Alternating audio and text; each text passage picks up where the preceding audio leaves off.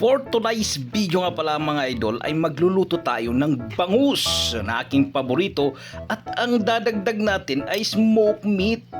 In short, bangus overload with kamatis, sibuyas at chicharon at whatever. At ang una nga pala nating ginawa ay syempre bumili tayo doon sa market ng bangus at prinito lang natin ito. At syempre humingi tayo ng kamatis sa mga farmers at shout out nga po pala sa mga tumama ng kamatis. At ilabas na ang maitim na smoked meat dahil yan ang idadagdag natin at ito ang gagamitin nating pang-asin dito sa lulutin nating mistisang bangus. At para rin nga po pala sa mga suki natin na pabalik-balik ay pwede rin po nito ninyong gayahin. Dahil napakasimpleng rekado po ito for today's video. Kailangan mo lang ng bawang, sibuyas, sili, ano pa ba to?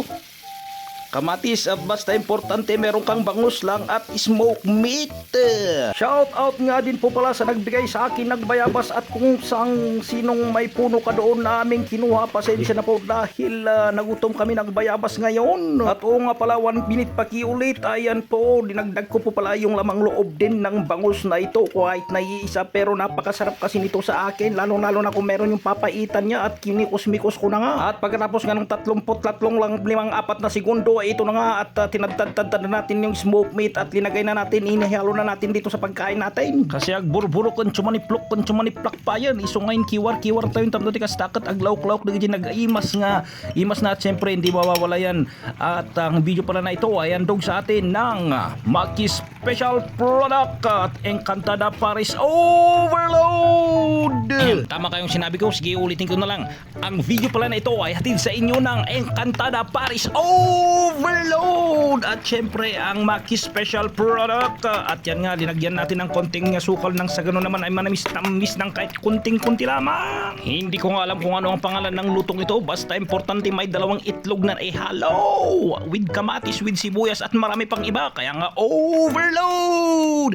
At hindi ka rin nagtagal alinagay ko na itong paborito nating bangus. Malaki pa lang itong bangus kaya 4 lang na piraso at isa lang ang nabingwit natin doon sa palengke mga idol. At para pa nga pala sa mga nanonood, oo, hindi ako nagmamadali. Itong video kasi nagmamadali kaya nagmamadali rin ako magsalita. I love you all mga idol. At balik na tayo sa topic. Oh, ito linagyan ko na ng chicharon para masabing overload. Kagaya ng Encantada Paris Overload. Ayan, napakasarap po nito mga idol. Sobrang makakatakam ka talaga pag natikman mo ito. Kakaibang lasa. Kakaiba talaga. Opo. At kung umabot ka na nga sa videong ito, pakipugtuan man or hulaan mo kung anong klaseng luto po ito at pa-comment naman kung taga saan ka rin nang sa ganun ay may shoutout ka namin mga idol at alam na natin kung saan na umabot ang video natin. Kain na mga idol. May chicharon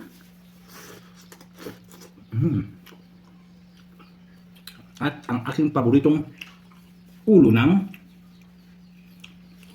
bangus. Siyempre may mga kasama niyang smoked meat na tag mga idol.